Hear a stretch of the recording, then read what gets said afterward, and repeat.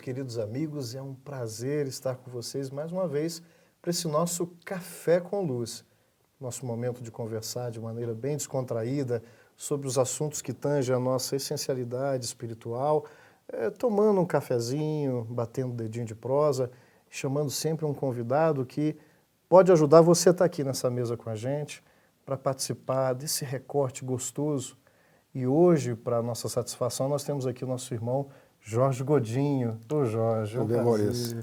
Prazer é nosso, alegria é nossa. Que bom, Jorge. Para apresentar o nosso irmão de maneira bem sucinta, o Jorge... Jorge, olha que bacana, né? O pessoal chama de Godinho. Vou alternar aqui, viu, Godinho? O nosso irmão está na responsabilidade da presidência da FEB, a Federação Espírita Brasileira, nesse encargo, né, Jorge? Além do cargo, que o cargo não é mais importante, é a responsabilidade. Trabalhador do movimento espírita. E para esse nosso café, deixa eu fazer logo a propaganda de cara aqui. Não é o Livros que Iluminam, o outro programa belíssimo da FEB, mas a gente já faz a propaganda do outro.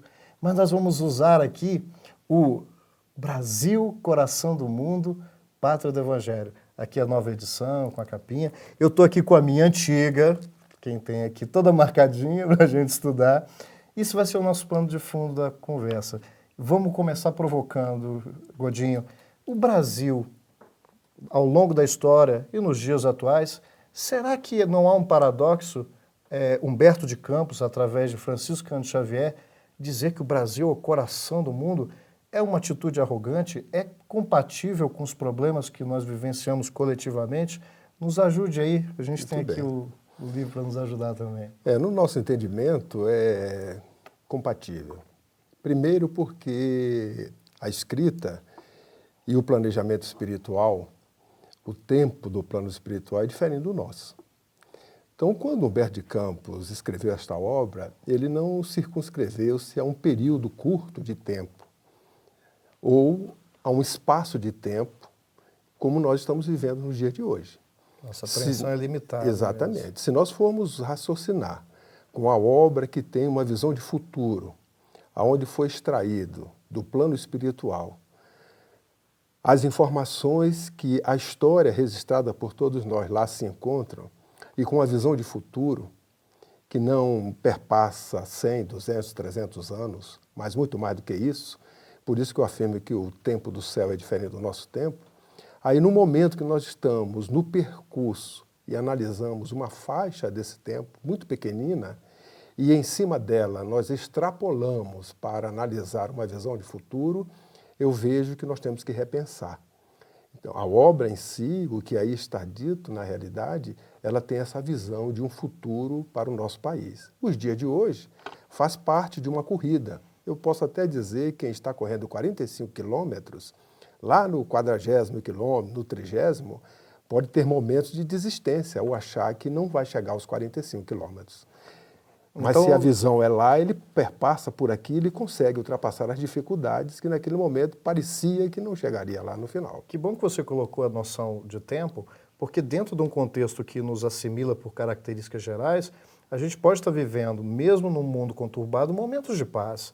Existem pessoas que, submetidas às mesmas dificuldades que são inerentes à nossa caminhada, não são gratuitas, né? Individualmente, coletivamente, a doutrina espírita nos esclarece, reforçando o Evangelho do Cristo, que os sofrimentos, as dores, nada mais é do que são as nossas colheitas, não como punição, mas experiências que a gente se vinculou a elas, individualmente, coletivamente. E pode ter gente que está diante de uma mesma dificuldade, mais sereno, já está, de repente, mais vinculado ao coração? Eu diria não ao coração, mas à pátria do Evangelho.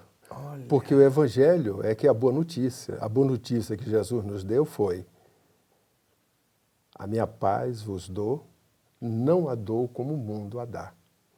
Então, se nós estamos no Evangelho, certamente nós teremos esta paz, que não está no estereótipo, nem tampouco fora de nós. Ela está em nós, dentro de nós.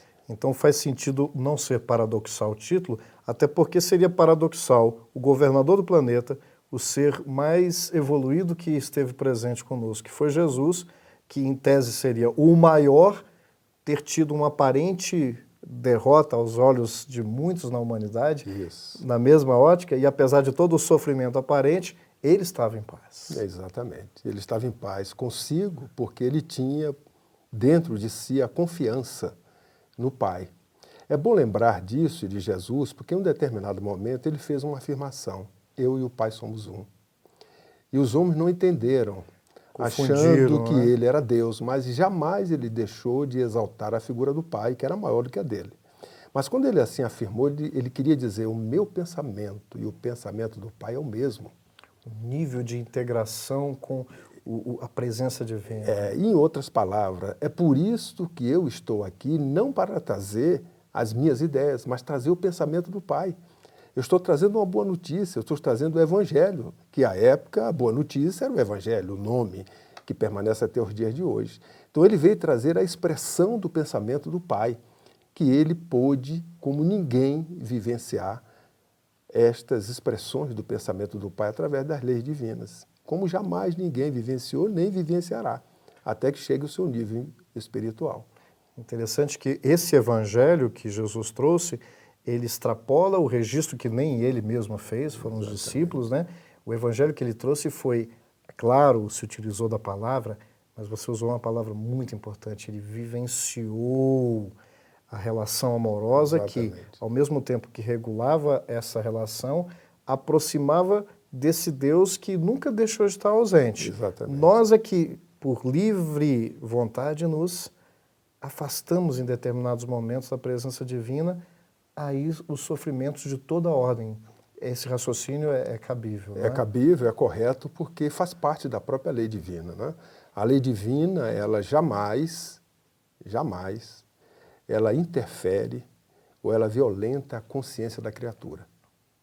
Ela deixa a criatura usar um princípio que é a livre determinação individual. Porque tem um outro princípio que é inexorável, que é a livre determinação divina, que é justamente a lei inexorável do progresso. Então, se hoje eu uso o meu livre-arbítrio fora das leis divinas, eu me desvio dela. E quando eu desvio dela, eu tenho que retornar a ela para poder prosseguir no caminho. Senão não dá. O caminho que eu estou prosseguindo é uma via vicinal. Por isso que Jesus falou: eu sou o caminho, nesse sentido. Quer dizer, ele era o caminho porque ele era obediente às leis divinas e ele as exemplificou como ninguém. Bom, eu vou interromper um pouquinho o nosso pensamento para a gente encerrar esse primeiro bloco. No segundo bloco a gente vai continuar nessa mesma linha e encaixar a missão brasileira como esse espaço da Galileia, uma nova Galileia. Perfeito. A gente vai fazer um intervalinho, a gente volta já já.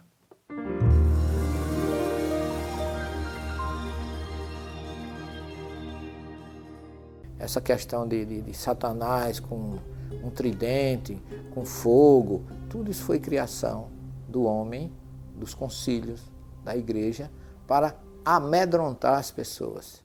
Porque a gente pensaria assim: poxa, por que Deus escolheu uma pessoa para ter tanta dificuldade e privilegiou uma outra criatura?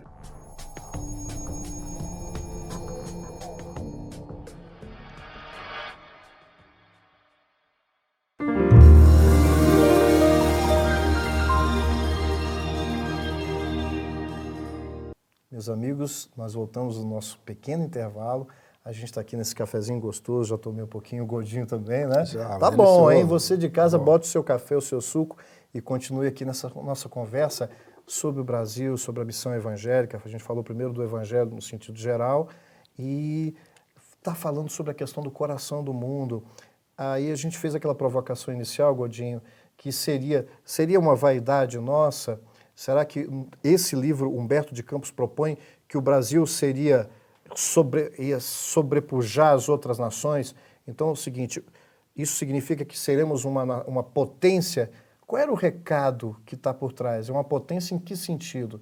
E potência para dominar ou para compartilhar? Porque nós já erramos muito no passado com isso. Exato. Pega daí pra gente. Então, veja bem, se tiver vaidade, orgulho, qualquer um desses sentimentos, está fora do Evangelho. Então a missão já não está nela. Já saiu da pátria. Já saiu da pátria. Né? Para ser pátria do Evangelho, naturalmente, nós podemos dizer, há anos atrás, milênios atrás, outros países, outros povos, outras civilizações tiveram suas tarefas, suas missões. Quando se fala da Grécia, quando se fala de Roma, quando se fala nos dias de hoje da própria Europa, Inglaterra, França, etc., todos tiveram missões, tarefas e continuam tendo. Nós estamos num mundo novo, não é? Que não tem 1000 anos ainda.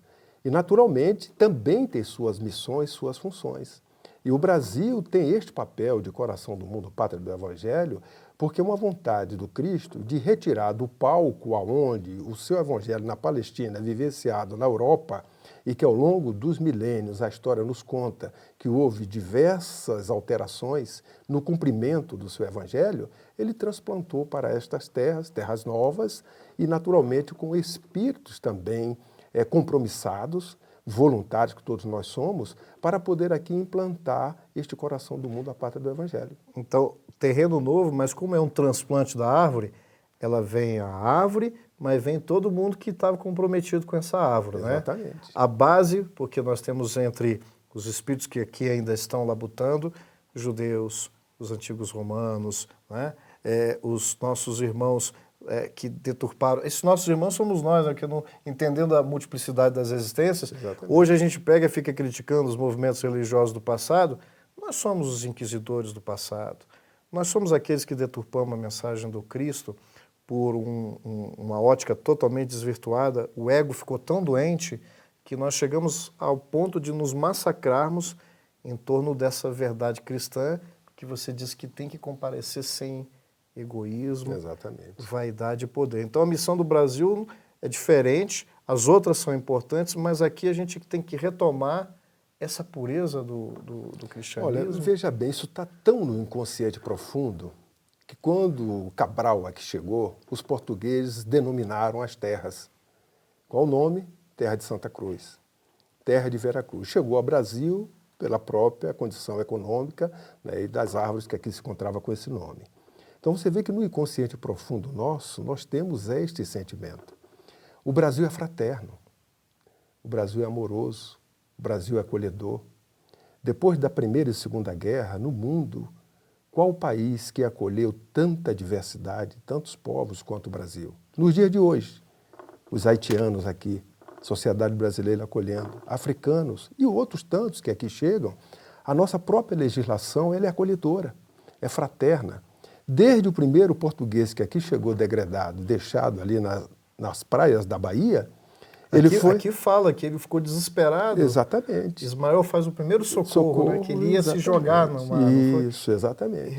E resgata ele. E ele, o que é que ele faz? Ele é acolhido pelos índios, simples, e miscigena com eles, sem nenhum problema. Olha, o nosso olhar, talvez quem esteja nos assistindo ache que está tudo maravilhoso. Não é isso. Nós não negamos os graves problemas, porque no nosso planeta, no nosso país, estão reencarnando os irmãos que têm muita violência, que têm muito comprometimento. Eu me lembro de Kardec, Godinho, quando ele vai tratar das moradas e falar dos mundos em regeneração, provas e expiações, ele compara a nossa Terra a um grande hospital. Perfeitamente. No hospital é um lugar que tem que ter remédio. Isso. Mas ele tem só remédio e médico? Que essas pessoas boas, acolhedoras, Exato. Tem muito doente, não é? Exatamente. Por aí? E eu me incluo entre esses doentes, como todos nós. O Brasil é um grande hospital que acolhe todos os espíritos que, diante dos cometimentos errôneos perante a lei divina no passado, a misericórdia do Pai e o Cristo propiciou a esses espíritos, a nós que aqui estamos, a oportunidade de nos compromissarmos pelo trabalho nessa regeneração.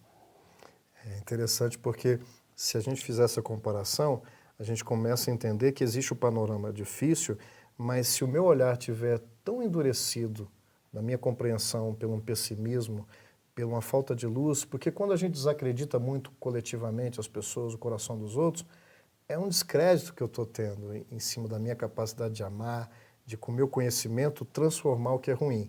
Mas se eu estou nesse hospital, tem gente que está na UTI. E tem gente que já está puxando o soro no corredor, né, Godinho? E já pode passar uma mensagem de otimismo. A gente, olha, nós vamos sair dessa. Exatamente. Não é por aí? E a descrença, ela advém da visão curta de futuro.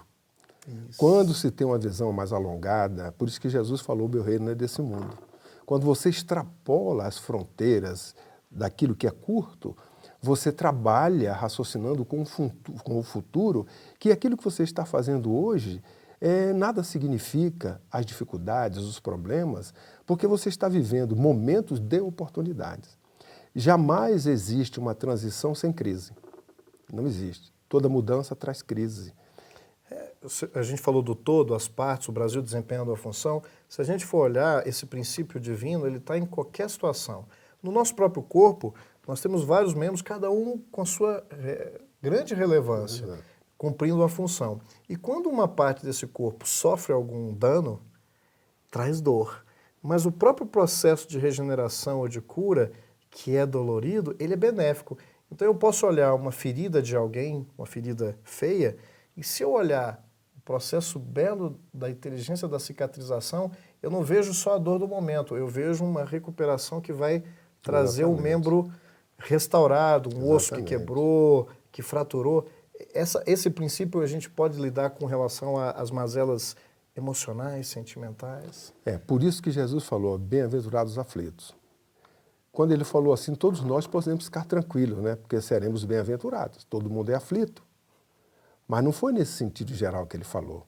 Ele falou, bem-aventurados os aflitos, aqueles que sabem compreender as leis divinas, resignar-se perante elas, com esta visão de futuro e passar bem por aquela condição. Então você tem esse olhar que você está falando. Eu vejo o problema, ele está em mim ou está no outro, mas eu sei que aquilo irá cicatrizar. E que durante o processo de cicatrização, ele para mim, ele tem uma importância onde eu ali estarei melhor após ele, se eu souber bem passar por ele. Então segura aí que a gente vai para mais um intervalo e nós vamos falar de como passar por esse processo de convalescência. Perfeito. A gente volta já já.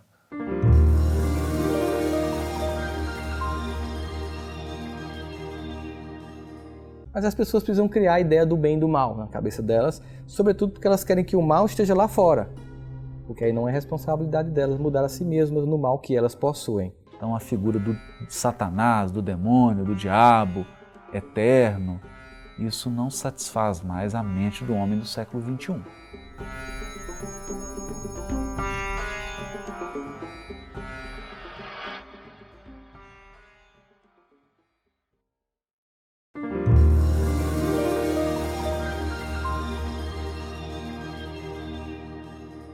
Meus amigos, a gente voltou agora do nosso intervalo. Estamos aqui com o nosso amigo Godinho, falando aí sobre o Brasil, coração do mundo, parto do Evangelho. Estávamos falando que o Brasil, assim como todo o planeta, é um grande hospital, onde Jesus traz a árvore do Evangelho, que é o nosso remédio, e já que estamos todos no hospital, tem gente num estágio melhor, outros já estão até ajudando na cura, mas o próprio médico está ali meio que internado também. E a gente falava sobre o período de convalescência. O que vai determinar que a gente deixe de virar um hospital para virar mais só uma escola, deixar de ser penitenciária? Como é que um paciente faz para que o processo doloroso diminua, que você estava falando, bem-aventurados aflitos? Como sofrer? Ou seja, como esse processo de convalescência pode ser melhor com o Evangelho, Godinho? Veja bem, o programa do Cristo, ele conta com o Brasil, coração do mundo, pátria do Evangelho, mas não dispensa a auto-evangelização. Então, no momento que cada um de nós entendemos a mensagem dele e fazemos a auto-evangelização, pessoalmente, individualmente, mas também como coletividade, nós expressamos esse sentido de coração do mundo e pátria do Evangelho. Então, o que nós temos que entender, antes de querer evangelizar o mundo, ou de pensar em Brasil, coração do mundo, lá naquele futuro, nós temos que fazer o dever de casa. E o dever de casa é a auto-evangelização. Quando nós nos auto-evangelizamos, entendemos o sofrimento, entendemos as causas, por que nós estamos passando por ele e para que nós estamos passando por ele. O grande problema é quando o sofrimento chega, a dor chega e eu pergunto por quê. Se eu pergunto por quê, é porque eu não entendi a causa. Mas se eu digo para quê, é que há um objetivo. Eu mudo a questão. Quando eu digo para quê, eu estou entendendo que eu tenho que fazer algo para que aquele processo ao qual eu estou submetido e passando tragam um benefício, individualmente e coletivamente.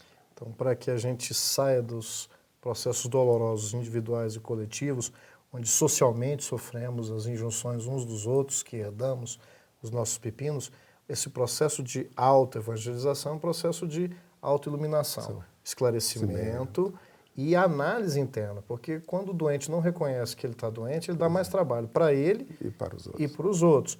Essa rebeldia é uma forma equivocada de nós externarmos a nossa energia, a nossa força. Exatamente. É que nós ainda incompatibilizamos amor, ternura, com força, com poder, com crescimento. Exatamente. Ainda entendemos obediência e resignação como, não como virtudes, mas como sinais de fraqueza. E a gente vê num doente rebelde o quanto que o processo dele se alonga enquanto o outro sai mais rápido desse hospital. Porque você contribui, né? O pensamento é uma energia, mas o mecanismo do pensamento, ele antes de sair ao exterior, ele repassa e perpassa por todo o nosso organismo. Ele percorre todas as nossas células. Então, quando eu penso algo, antes do pensamento sair, ele percorreu o meu organismo. Se o meu pensamento é bom, eu estou alimentando as minhas células com coisas boas. E eu estarei saudável, transformando até células malsãs em células sãs. Se o meu pensamento é negativo, antes dele sair, ele percorre as minhas células, que não foram fabricadas, nem existem em nós, para que elas sejam submetidas a maus pensamentos. Mas a pensamento de harmonia, de paz, para que ela possa contribuir com a harmonia do corpo. O corpo individual sofre, o corpo coletivo vai se expandindo e aí, conjunturalmente, todos nós sofremos.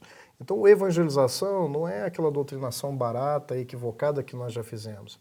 E essas relações de poder, elas são doentias. Exatamente. Então, a humildade não é a subserviência, né? Mas quando eu me auto-ilumino, ou estou nesse processo, eu não sinto necessidade de me sobrepujar a você. Exatamente. Eu sinto necessidade de criar uma ponte de entendimento. E tem que lembrar que você falou o termo humildade, né? Normalmente, humildade se leva a isso. Subserviência, ser simplório, nada disso. Jesus foi humilde o tempo todo porque ele foi obediente. Obediente à lei divina, a qual ele veio demonstrar para nós como praticá-la, e também obediente à lei dos homens, que desde o início ele as obedeceu. Dá a César o que é de César, dá a Deus o que é de Deus. João e ele pediu para João batizar, mas eu não, mas você que tem que me batizar. Ele descumpre a lei dos homens. Então, ser humilde é ser obediente às leis, seja ela dos homens, seja elas principalmente as leis divinas. Interessante a gente colocar dessa forma, porque para nós que estamos com um olhar muito vinculado aos sucessos aparentes, de sobrepor quem tem razão nas relações pessoais, familiares, onde eu não quero ser amado, eu quero ser temido, essa coisa que se expande para uma situação conjuntural, onde nós brigamos muito mais pela razão, para que ver quem tem mais razão, em vez de nós tentarmos criar situações onde a gente se equilibre, no sentido de atendermos uns aos outros as necessidades que são comuns. E aí deixa de ser uma história, uma ladainha, uma aguinha com açúcar, e aí nós vamos entender a força que esse evangelho, que é o amor dinâmico, o amor bem compreendido, pode trazer paz aos nossos corações. Deve ser muito difícil brigar o tempo inteiro para eu me sobrepujar a você, para ver quem é mais inteligente, quem tem mais dinheiro, quem é que manda mais. Eu acho que também, infelizmente, nas manifestações humanas das religiões, dentro do movimento espírita e outros movimentos religiosos, nós, por sermos ainda comprometidos uns com os outros, ainda trazemos muito dessa vaidade, dessa necessidade. Nós não temos que atentar contra esse perigo, Godinho? Temos não, devemos, porque a humanidade hoje não está melhor porque não sobrestou o Evangelho às suas ações e atitudes. Todas as vezes que nós agirmos e tivermos o Evangelho como roteiro, é sinal que ele é referência. Quando ele for a referência, tanto das instituições quanto dos homens, nós estaremos num mundo melhor. Isso é espetacular, porque às vezes eu vou entendendo isso, mas como não estou habituado, é criação de hábitos. Exatamente. E não estou habituado, infelizmente, pela lei do retorno, eu me vinculo, eu, quando vou baixando a bola, surgem as situações difíceis às quais eu me vinculei, e aí a dor comparece como um pão divino, não no sentido de que nós queremos sofrer, mas é porque, inevitavelmente, o sofrimento no processo de restauração dessa saúde, ela ainda há essa carência, né? mas há muito amor. Nós estamos aí nos segundinhos finais. Queria que você deixasse uma pequena mensagem aí de estímulo aos nossos irmãos que labutam pelo Brasil melhor. A mensagem que eu deixo é justamente esta: nós termos o Evangelho como roteiro em nossas vidas. No momento que nós temos o Evangelho como roteiro, nós estamos seguros de que as nossas ações e as nossas atitudes, elas estão para a nossa melhoria e melhoria do próximo.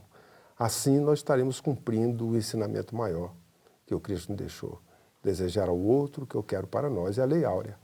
Então, se todas as vezes que nós fizermos alguma coisa, antes fizermos esta pergunta, com certeza, se a resposta for positiva, nós estaremos fazendo aquilo que deve ser feito. Godinho, muito obrigado. Obrigado você, Maurício, pela oportunidade. Um beijo no coração de todos. Até o nosso próximo Café com Luz.